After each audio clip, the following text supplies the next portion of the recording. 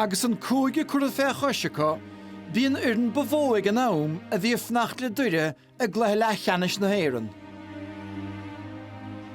The game against Dublin is probably one of the greatest games I've ever been involved in.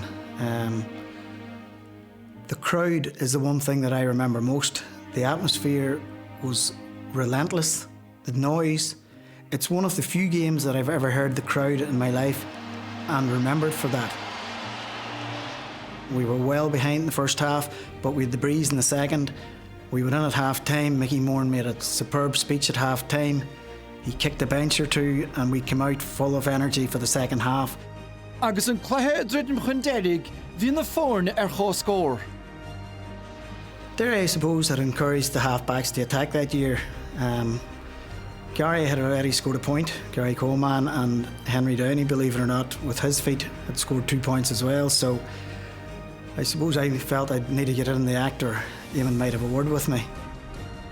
The point itself, the ball went around for a long time before it found me in the right corner.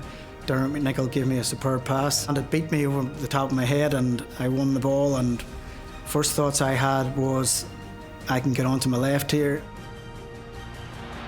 McGurk, McNicholl calling for it. That's McGurk and he's put it over the bar. Johnny McGurk, a name that is synonymous with great football in County Derry. They've given such great service to McGurk family, to Lobby teams and Derry down the years.